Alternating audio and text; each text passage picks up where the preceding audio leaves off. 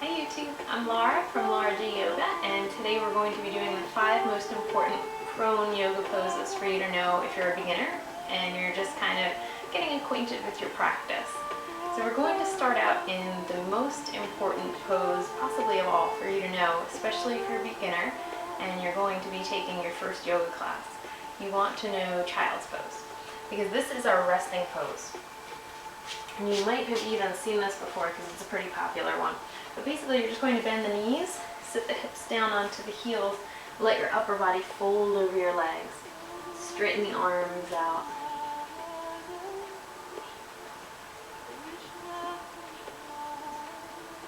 The other variation of this is going to be taking the arms back, holding onto the feet.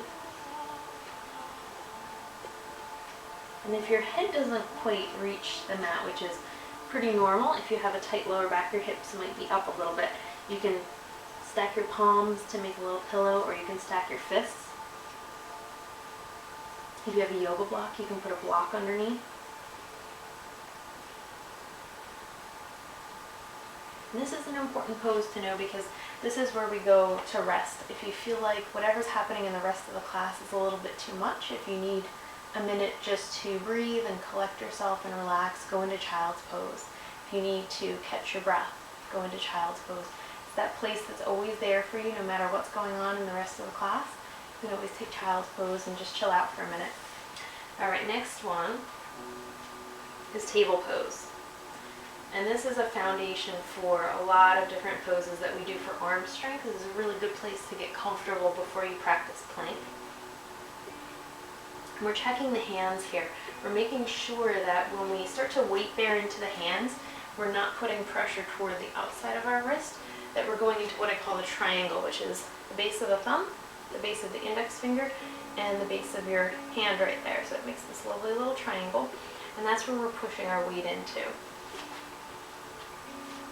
And as we do that, there's some nice pressure with the tips of the fingers as well, so that we can lift and suction the palm off of the mat.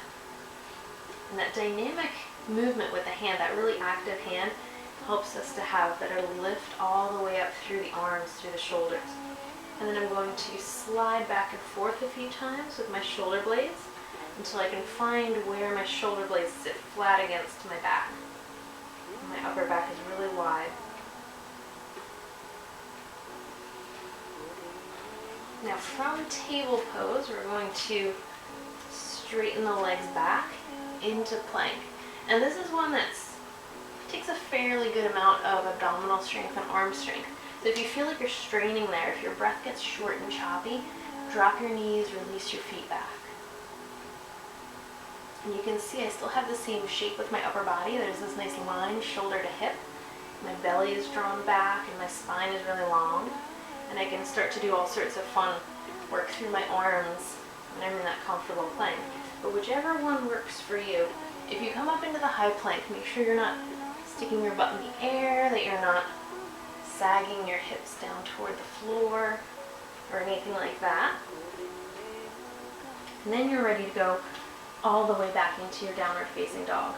So we can hike the hips up toward the ceiling, give a little softness into the knees so that you can lift out of the arms and scoop the lower belly in, reach up with the tailbone and the sitting bones. And then gradually, if you feel like you can start to drop the heels down, maybe straighten the knees a little bit.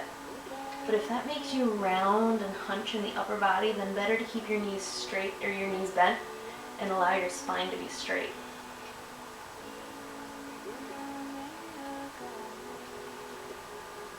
Okay, let's drop the knees down.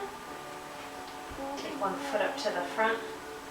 And this is going to be your low lunge. This is your Anjaneyasana, low lunge position. When we're down here with the hands on the mat, it's pretty comfortable. Hopefully your back knee is doing okay. If not, you can double your mat over and give it a little extra cushion. You can fold up a blanket and put it underneath there. You can even curl into your back toes and give a little press so that you're taking some of the weight out of the knee. So there's a lot of different options to make your knee comfortable. And we want to make sure that our back is really nice and long. And before we go anywhere, the knee has to be right over the top of the ankle. The foot is very active. Toes are spread, arches lifted. Then we can lift up, roll the palms toward the front of the room. And right when we come up, we want to check what's happening with the lower back.